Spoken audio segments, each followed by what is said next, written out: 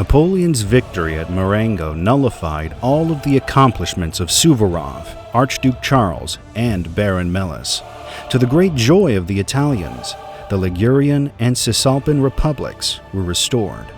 The tricolor flag proudly flew over all of Lombardy's fortresses. The fate of the Second Coalition was sealed, and while France basked in the euphoric aftermath of victory, Napoleon's main concern was to bring the Austrians to the negotiating table and finally put an end to the war on the continent.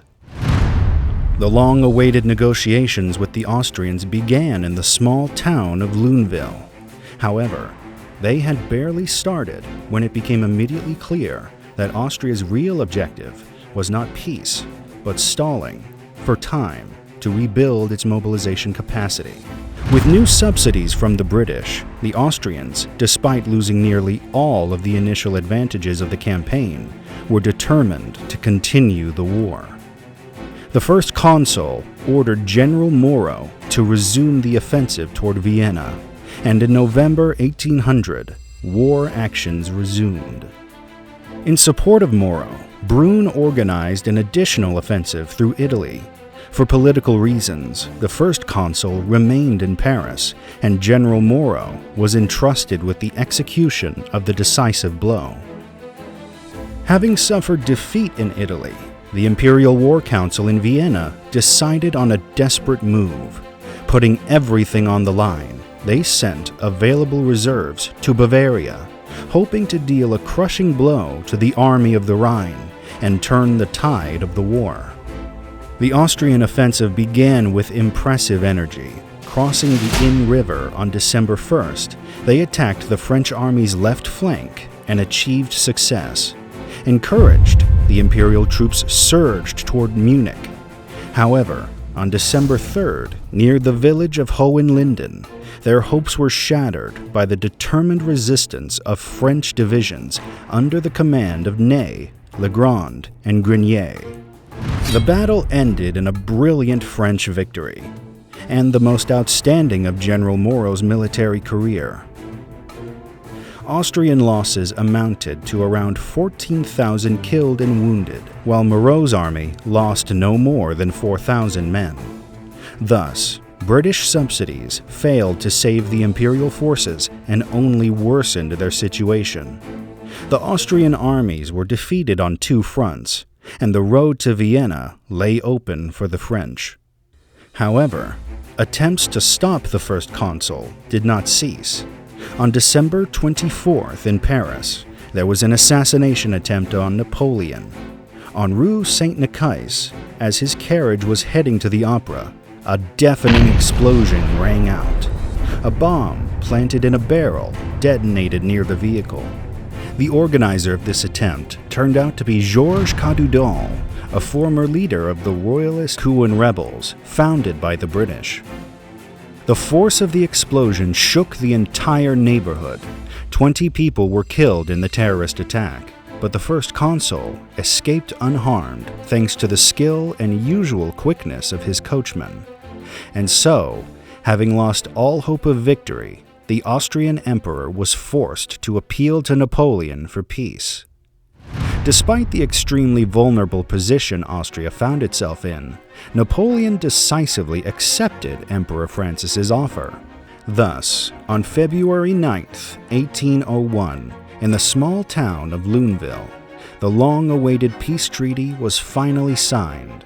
The terms of the agreement turned out to be unexpectedly lenient for Austria. Emperor Francis had only to confirm the terms of the previously signed Treaty of Campo Formio, according to which Austria ceded its territories on the left bank of the Rhine to France.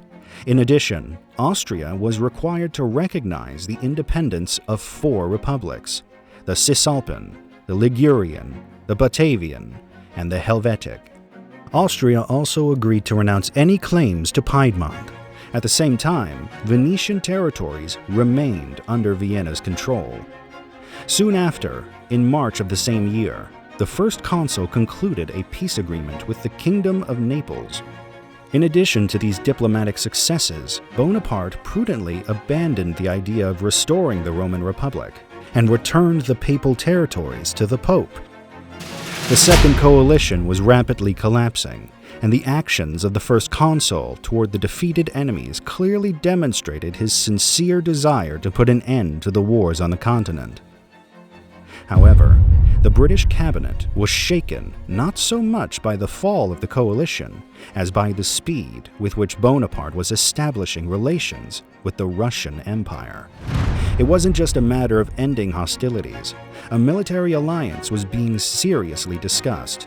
Moreover, the Emperor of Russia, outraged by Britain's aggressive naval policy, initiated the creation of the coalition of northern powers to protect neutral trade ships, which caused serious tensions at sea. In addition, joint plans were already being developed for a campaign in India aimed at striking British colonies, which posed a direct threat to London. Mr. First Consul, I would like to propose that we discuss ways by which we could end the misfortunes that have devastated all of Europe for these past 11 years. Let us try to restore peace to the world it so desperately needs. I believe I am especially entitled to make this proposal, as I have been far removed from the struggle against you, and if I did participate in it, it was only as a loyal ally of those who, alas, did not fulfill their obligations. I propose that you join me in restoring general peace, which, if we so wish, no one will be able to disturb. May the Lord keep you. Thus, Britain found itself in complete isolation, and London was gripped by anxiety bordering on panic. All of this led to the English Parliament, under the pressure of growing tensions and in a state of nervous stress, forcing King George III to dismiss Prime Minister William Pitt the Younger. Nevertheless, the government, without losing its resolve, continued to defend its interests, relying primarily on its unrivaled naval power. In September 1800, after a long siege, the British succeeded in capturing Malta. In addition to this, enjoying full dominance in the Mediterranean, they decided to strike at the French Republic's most vulnerable point, the Eastern Army in Egypt.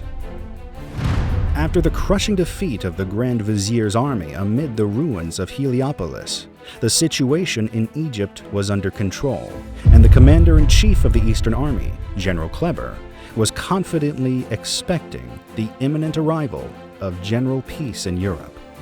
However, everything changed in an instant.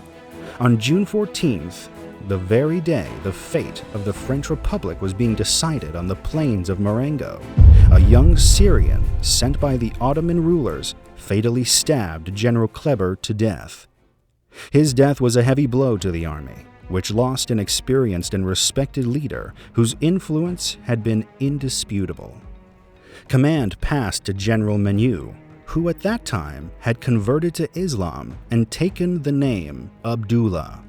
Despite having the reputation of a good officer, Menu lacked both understanding leadership skills and the authority that was so badly needed under the circumstances. This gradually began to affect the state of the army. Nevertheless, the first consul made every effort to support the Eastern Army.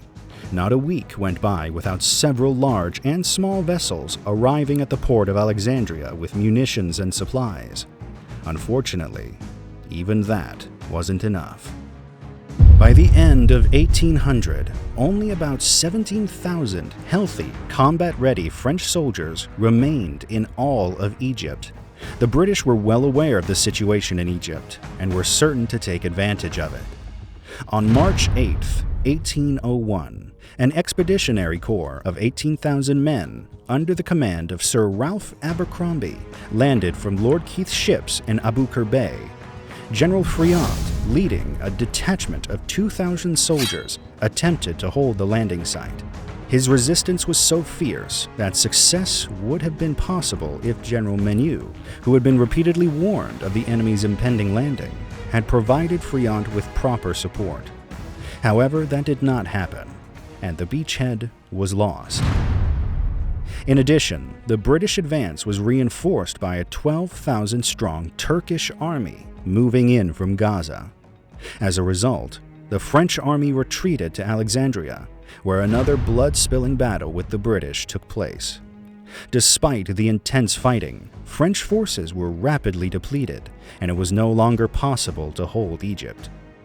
Thus, British troops pushed further into Egypt. Possessing overwhelming superiority, the British gradually tightened the ring around the French forces.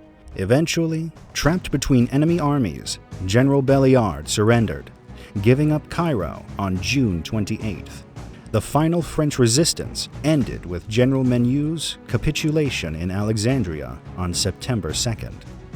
However, the French generals managed to secure the most favorable surrender terms. It was agreed that the army would leave Egypt with honors. The troops would retain their weapons, supply wagons, artillery, and all of their belongings. The troops would be transported to France, and during this voyage, the British would supply the French with provisions at their own expense. Thus, 3 years and 2 months after the initial landing, the Egyptian expedition came to an end. Without a doubt, the expedition could have ended quite differently, and the French might have established a foothold in the region. However, the disaster at Aboukir, where the French lost their fleet, all but put that dream out of reach. However, neither the successful campaign in Egypt nor the capture of Malta brought London the kind of political gains that came from the unexpected events in St. Petersburg. In March 1801, Paris was shaken by the news that Russia's emperor had suddenly died of an apoplectic stroke. However, it didn't take long for Napoleon to uncover the true circumstances that shattered all his hopes for a continental alliance. Emperor Paul was brutally murdered during the night of March 11 or 12 by a group of officers in a coup supported by Britain. Moreover, the heir to the throne, Alexander, eager for power, also took part in organizing the plot against his own father. And yet, the young Tsar was still inexperienced, and the overall situation in Europe required London to bring the war to a swift end. As a result of all these developments, the parties sat down for negotiations, and on October 1st, 1801, in London, British Foreign Secretary Lord Hawkesbury and French representative Otto agreed on the preliminary terms of peace. Britain committed to return nearly all of the colonies it had seized during the war to its allies, as well as to vacate all occupied ports and islands in the Mediterranean. French troops were to withdraw from Naples, Rome, and Elba. Malta, which had been under British control since September 1800, was to be returned to the Order of St. John of Jerusalem. Egypt was to be cleared of troops from both sides and returned to the authority of the Ottoman Empire. The agreements concluded were later ratified as the Treaty of Amiens at the peace conference in Amiens. The long-awaited peace was established in Europe, on both land and sea. The French and British citizens welcomed the news with great joy. It seemed that the widespread suffering, hunger, and unbearable high prices would finally recede for good. People dreamed of unprecedented trade benefits that peace and harmony could bring to their countries. To celebrate the Peace of Amiens, it was decided to hold a grand event in Paris on 18 Brumaire. This occasion attracted many British diplomats and politicians to the French capital. On 18 Brumaire, Paris was already full of Englishmen, burning with impatience to see the new France, suddenly illuminated with such brilliance, and most of all, to see the man who at the time was the object of wonder for the entire world. Thus, the first consul kept his word to the French people. In less than 2.5 years, France had risen from the state of humiliation into which the Directory had plunged it, and once again assumed a leading role in Europe. And yet, London could hardly enjoy the peace as the French. The ruling classes in London could not accept that a 10-year war during which Britain has spent tens of millions of pounds sterling on subsidies to allies fighting France, had ended not simply in peace, but in the triumph of France. The successful palace coup in St. Petersburg was undoubtedly a major success for British policy. However, it is unlikely that British ministers could have even imagined how lucky they were, and how the rise of Alexander I to power opened grand prospects for London.